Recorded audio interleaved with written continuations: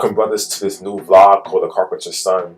It literally will track our new service program with the same name, The Carpenter's Son. And we're hoping to train men in the trades. So trades including carpentry, plumbing, electrical, HVAC, finished carpentry. So check out this vlog. This is our first visit to a warehouse that we're trying to secure in the Sandtown community. We're going on a tour of it. I'll give you more information on the program as you watch. Peace.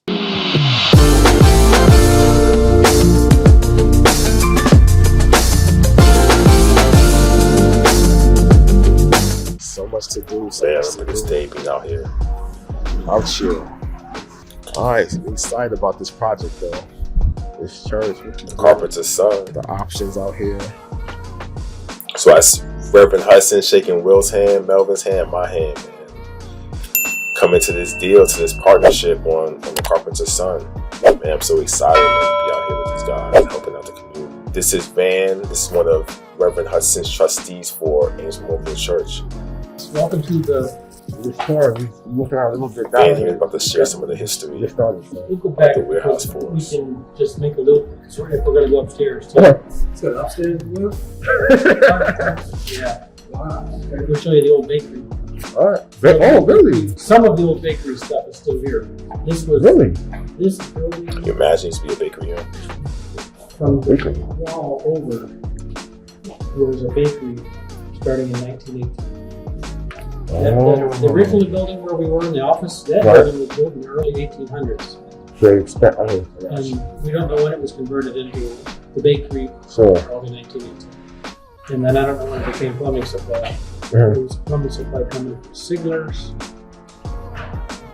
Mhm. Sigler started in 1932, but I don't know when they came here. It Got was it. an enormous plumbing supply just based on all the records, which is all those boxes there. So. And then they went out of business when one of the family members died in the late 90s, and whoever took it over ran it into the ground really fast. And Northeast. How does Van know this whole history? Ran it To get to know Van, Van's a Yeah. pro with these things. Yeah. Man. His Got you. Okay, that's some of the history. You'll see Okay. some of his the memory is amazing. bakery stuff. I see. Okay. Non-functional. Oh, no. Nothing works. So we're walking through the warehouse. So the warehouse is over 26,000 square feet, which is crazy.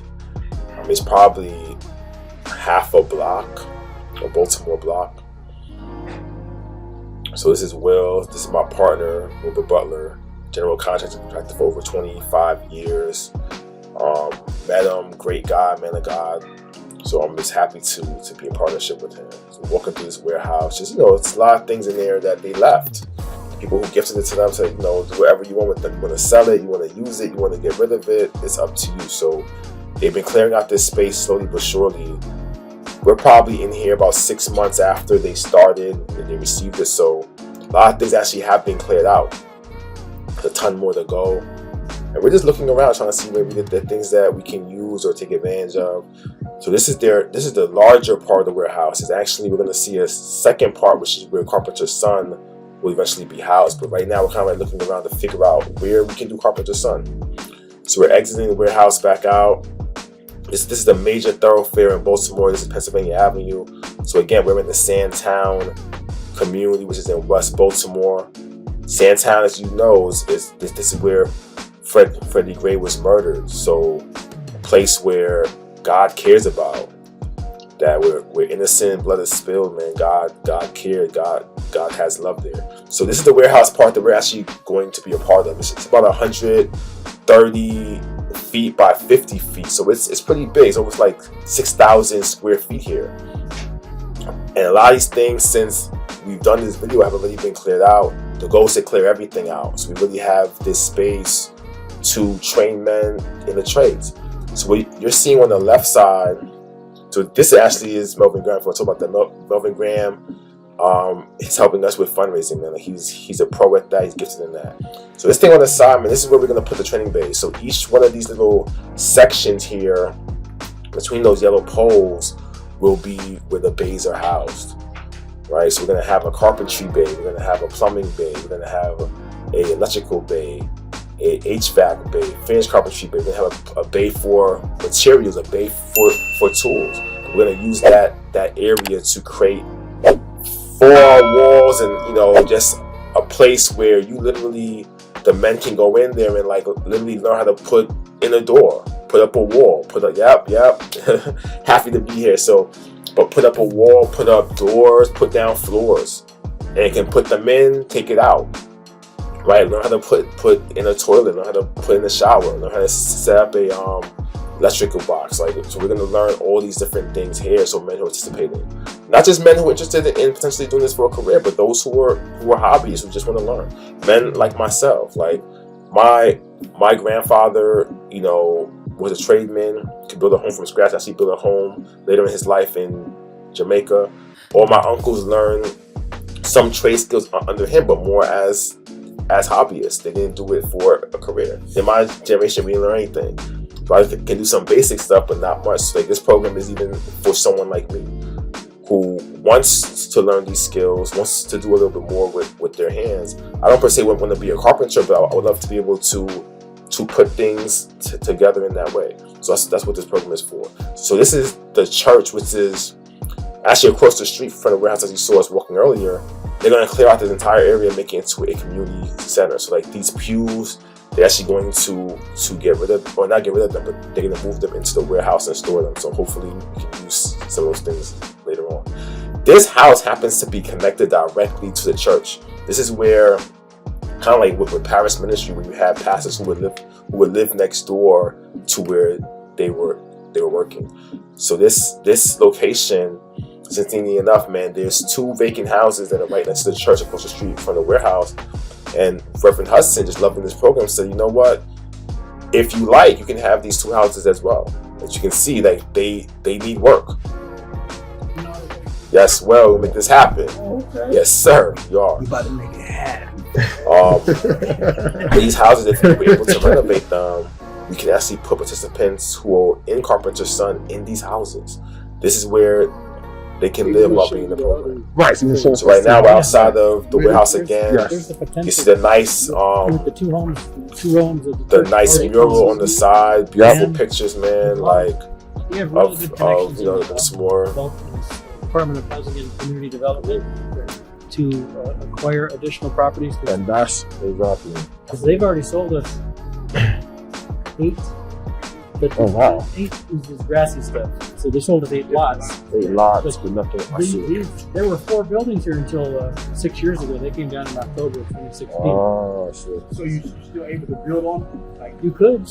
Sure. Yeah. So I mean, that's what we're, because really it's just phase. The phase 1 is to train them, but the goal is really to have trained the men who are part of the church. Now we can say, okay, like, what can we now do with this skill set? Yeah. How can we impact our community now we have the skills? But phase 1 is like, we need to train them. Continue to work in the community. Exactly. So Van right here is telling us about how they got the property, and like really all the lots available. There used to be houses on the lots. They actually have 8 lots outside of the warehouse that they now own. So homes can be built there if they chose to, or whatever else they may want. It's also telling us at this time, reminding us that like these 2 houses that, of course, that are right over Reverend Hudson, who has the Emmitt Smith jersey on, in front of us, like those 2 vacant houses that are next to the church, are houses that they're going to also give us and allow us to use so that we can renovate them. So we can actually, the skills that we're going to learn inside of the warehouse in the training space, we're going to use those skills and put them directly on those 2 vacant houses and master those skills. So we're going to learn how to, in the training facility, for example, learn how to put in a bathroom. And then we're going to go next door at some point to now see, okay, well, have we learned these skills? Do we know what we're doing? And actually put the bathroom in, renovate the bathroom in the vacant house. And piece by piece, bring that vacant house to new life, resurrect it, right? And then hopefully for the next cohort of God participants, we can actually turn that house into a space that participants can actually live in temporarily while in the program. So the program has so many opportunities, so many legs, man. So I hope you enjoyed this first vlog. We're going to continue to put out more vlogs as we develop. So right now we're in the process of signing agreements to have full access to the warehouse. The agreements have been approved, have not been signed yet, so I don't have the keys in hand, but that's what's coming next, man. So take a look. Also, check out the link below, man, where raising resources that we're going to need to develop the training facilities, actually build out those bays to get the tools that we need to actually have our first cohort, which we're hoping to have about 12 participants to start out. But these are tools and materials that we're going to need to train them in these skills. And the skills that we're going to train them in initially will be the skills that we need to build out the training facility itself and to renovate those 2 vacant houses for the future. Man, so again, Carpenter's son, part of MΑNNA, where I do these vlogs, man. The vlogs are not for me to be seen, but for you to be encouraged. So I pray that this thing has blessed you. I pray that some way that you connected. This question, I know I have not answered everything. It's my first time doing it, right? So put your questions in the comments below. I will look to answer them either via comment back to you or future vlogs, man. So I don't miss out on the things that you're asking about. Man, thanks again for showing up and showing out. Peace.